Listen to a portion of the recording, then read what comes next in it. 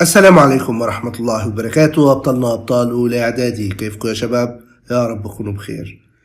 إن شاء الله هنحل نموذج محاكي لاختبار نصف الترم إن شاء الله. السؤال الأول بيقول 50 تكافئ النسبة. يعني إيه تكافئ دي يا أستاذ؟ يعني لو بسطت يا حبيبي يعطي لك نفس القيمة. ال 12 3 في 4، وهنا ال 15 3 ضرب 5. التلاتة راحت بعد التبسيط 4 على 5. طب هنا ما في تبسيط. طب هنا ال 14 2 في 7، وال 35 هي ال 5 في 7. مين الكنسل؟ السبعة يا أستاذ. مين الباقي؟ 2 على 5. طب هو بيعادل اللي هو يكافئه؟ أيوة، يبقى الناتج 2 على 5 اللي زيها 14 قسمة 35. السؤال اللي بعده، إذا كانت A ب1 و4 و7، فأي مما يأتي من المجموعات الجزئية؟ 1 و7 بالداخل، قلت له أيوة. 4 بالداخل، قلت له أيوة. 5 بالداخل، قلت له أيوة. يبقى جميع ما سبق. العدد ده كنا بنقرأه إيه؟ 81 دوري. يعني إيه؟ يعني كل ما بيخلص 81 يتكرر. ده معناه. حلو، كنا بنحله إزاي؟ بنشوف كام رقم بعد الفاصلة. رقمين يبقى نقسم على 9، 3 أرقام يبقى 3 تسعات. 81 دي 9 ضرب 9. طب 99 9 ضرب 11، 9 راحت يبقى الناتج 9 قسمة 11. من المخططات التي لا تظهر البيانات الحقيقية. دي بتظهر بيانات حقيقية، دي بيانات حقيقية، دي حقيقية ومرتبة. هو عاوز التي لا تظهر، يبقى المدرج يا أستاذ. من الشكل المقابل، قيمة إكس بكام؟ قلت له هنا زاوية خارجة. الزاوية الخارجة بتساوي مجموع الزاويتين الباعدتين، أو بتساوي الزاويتين الداخليتين عدا المجاورة لها. إكس زائد 1 زائد 80. حلو، نجيب إكس مع أختها. فاكر كنا بنطرح إكس من الطرفين في حل المعادلات؟ الباقي هنا حبيبي إكس زائد 16 بتساوي دول 81. حلو، هنعدي دي بإشارة مخالفة. يبقى إكس بتساوي 81، شيل منها 16 يبقى بتساوي 65، اللي هو الاختيار جيم. عدد محاور تماثل المثلث. ايه نوعه؟ نوع المثلث ايه؟ قال لي متساوي الساقين. المتساوي الساقين 1 يا أستاذ، والمتساوي الأضلاع كان يبقوا 3. المتساوي الأضلاع 3، والمتساوي الساقين 1. الناس تركز لأن الناس هنا ما شاء الله مبدعة. تقول لك متساوي الساقين يعني 2. يا لا عبيط. مثلث المتساوي الساقين محور 1. ليه؟ عشان تعريف محور التماثل خط بيقسم الشكل لشكلين متطابقين تماما. إحداثي نقطة منتصف ده إيه؟ هو إيه قانون المنتصف؟ مجموع إكس على الاتنين 3 زائد السالب 5 قسمة 2، ومجموع الواي على 2 سالب 4 زائد 10 على الاتنين. هنا سالب 2 قسمة 2، وهنا 6 قسمة 2. دي بتساوي سالب 1، ودي بتساوي كام يا رجال؟ 3 يا أستاذ. يبقى سالب 1 و3. 15% من 700. يعني إيه دي؟ يعني 15 على 100 ضرب 700. شلنا صفرين مع الصفرين. 7 في 15. تعال نضرب يا حبيبي. 15 اهي ضرب 7. 5 في 7 ب35. 5 ومعنا 3. 1 في 7 ب7. 7 و3 10. يبقى يطلع 105. الصفر أصغر من أي عدد صحيح. الصفر أصغر من أي عدد صحيح موجب، والصفر أكبر من أي عدد صحيح سالب. ركز فيها. بعد تبسيط المقدار ده يكون معامل ال A. تعال نبسطه. يعني إيه نبسطه؟ يعني نجمع المتشابهات. دي شبه دي، خد بالك من الأس ومن كل شيء. ودي يا أستاذ ما في زيها. طب ودي برضو ما في زيها. خلاص نجمع يلا المتشابهات يا باشمهندس. ها قول يا أستاذ. معي 3A ناقص 7A، ودي ما في زيها ودي ما في زيها. يبقى الناتج هنا طلع سالب 4 من A. 3 ناقص 7 في الطرح باخد إشارة الكبير واطرح عادي. حلو. الناتج هنا أو معامل ال A، يعني إيه معامل A؟ يعني الرقم اللي قدامها كام؟ قلت له الرقم اللي قدامها سالب 4. قال بس هو ده اللي أنا عاوزه، يبقى سالب 4. إذا كان الوسط الحسابي للقيم، طيب أنا معي كم قيمة؟ يلا نعد.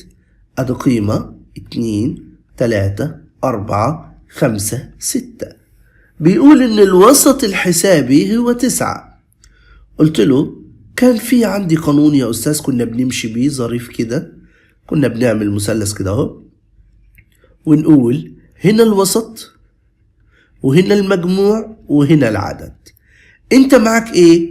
انا معايا الوسط ده ومعايا العدد. حلو، اكتب القانون بقى. يبقى المجموع بيساوي الوسط في العدد 9 في عددهم كام؟ 1 2 3 4 5 6 في 6. 9 في 6 بكام يا باشمهندس؟ ب 54 يا أستاذ. حلو، نكتب 54 كده. أنا جبت المجموع. طيب نجمع دول ونشوف باقي كام من ال 54. يبقى إكس قيمتها 54، شيل منها. تعال نجمع دول يلا. يا ريت تجمع بذكاء. لو خدنا 7 مع 13 كده 20. لو خدنا ال4 مع ال11 15 و5 20. 20 و20 40. يبقى باقي 14 يا أستاذ. يبقى قيمة إكس ب14. إذا كانت الزاويتين المتجاورتين متكاملتين يعني الاتنين مجموعها 180، يبقى الأضلاع المتطرفة مالها؟ يقصد الضلع ده والضلع ده. قلنا له يا أستاذ يكونان على نفس الاستقامة، استقامة واحدة. حلو. السؤال 6 في الشكل المقابل. قلت له تمام، قيمة إكس بكام؟ قلت له يا أستاذ بص، أنا ممكن أعمل لعبة ظريفة خالص. أمد الخط ده هنا كده عشان يبقى معايا زد هنا 50 ومعايا زد هنا 40. أنت واخد بالك؟ حرف الزد بالتبادل، حرف الزد بالتبادل. يبقى القيمة كاملة بكام؟ ب90 درجة. متوازي أضلاع فيه ضلعان متجاوران متساويان. قلنا يا أستاذ المعين. طب ليه مش المربع؟ عشان المربع لازم يقول لك خاصيتين. هنا هو قايل خاصية واحدة، ضلعين متجاورين متساويين، يبقى ده اسمه معين. اشترى رجل بضاعة بمبلغ 28,000 جنيه وباعها بربح 15%، فما ثمن البيع؟ كنا بنقول ثمن الشراء على ثمن البيع بيساوي 100%. هو باعها بربح، يبقى على 115. ليه؟ عشان النسبة اللي هي 100% زاد عليها 15. فما ثمن البيع بعد إضافة قيمة الربح؟ كل اللي عليا هعمل ضرب تبادلي. يبقى إكس قيمتها 28,000 ضرب 115 قسمة 100. هنشيل صفرين مع الصفرين، نضرب بقى 280 في 115 طلع بيساوي 32,200. يبقى هو باعها ب32,200. مثل البيانات الآتية بالمخطط الصندوقي وأوجد الوسيط والمدى والربيع الأول والربيع الثالث. قلت له رتب القيم الأول 18 21 22 24 27 31. حلو كده. أنا عاوز الوسيط. قلت له ماشي، الوسيط الرقم اللي في المنتصف. كام الرقم اللي في المنتصف؟ دول نجمعهم على الاتنين يا أستاذ، يبقى 23. يبقى الوسيط جه هنا كده يا باشمهندس عند المنتصف هنا. طيب أنا عاوز المدى أكبر شيء ناقص أصغر شيء، بيساوي 31 ناقص 18 يعني 13. المدى أكبر قيمة ناقص أصغر قيمة. حلو، أنا عايز الربيع الأول. هاخد يا أستاذ الثلاثة دول مع بعض كده، أجيب الوسط بتاعهم، ده اسمه الربيع أول. يبقى الربيع الأول كام؟ الربيع الأول قيمته بتساوي 21. والربيع الثاني هناخد الثلاثة دول نجيب المتوسط بتاعهم 27. حلو، أنا عاوز من حضرتك بقى تمثلهم لي تمثيل صندوقي. قلت له التمثيل الصندوقي بكل بساطة كنت باجي أعمل صندوق وأعمل له أطراف، الطرف ده أصغر قيمة والطرف ده أكبر قيمة، وهنا قيمة الربيع الأول وهنا الربيع الثالث وهنا كده الوسيط اللي هو 23.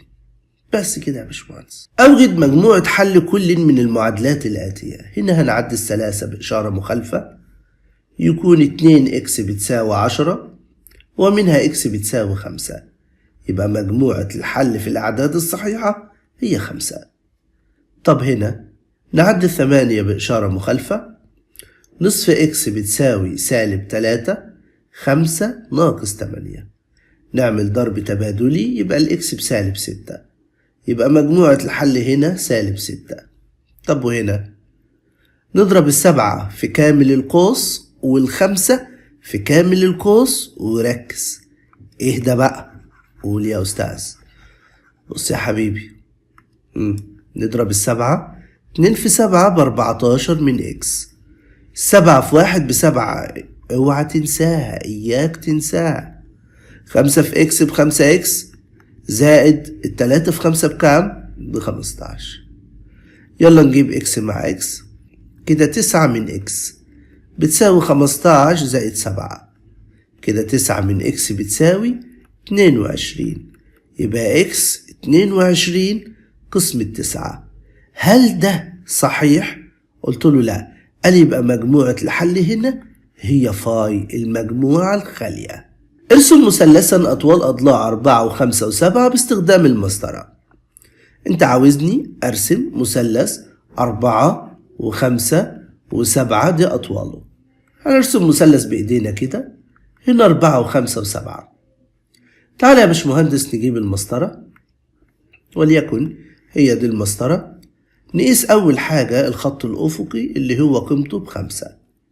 بعد كده نجيب الفرجار ونفتح البرجل مسافة مقدارها 4 وناخد قوس. هناخد كده 4، ناخد قوس كده، ونرجع نفتح البرجل 7 ونركز في الطرف الآخر هنا، وناخد يا باشمهندسين قوس. القوسين الاتنين اتقطعوا في نقطة، النقطة دي خلاص كويس جدا. نحط النقطة كده وناخدها مع النهاية مرة كده. يا شباب احنا رسمنا المثلث اللي هو عاوزه. آخر سؤال بيقول اثبت ان AEFD متوازي أضلاع. بكل بساطة قلنا له انت قلت ان ABCD متوازي أضلاع، يبقى أنا استفدت since بما أن ABCD متوازي أضلاع، إذا استفدت ان DA توازي FB، يعني الخط ده بقى بيوازي ده. وبما ان DF بيوازي AE، إذا الشكل متوازي أضلاع. إذا AEFD متوازي. ليه؟ عشان كل ضلعين متقابلين بقوا متوازيين خلاص، يبقى الشكل ده متوازي. أتمنى أن أكون قدرت أفيدك، والسلام عليكم ورحمة الله وبركاته.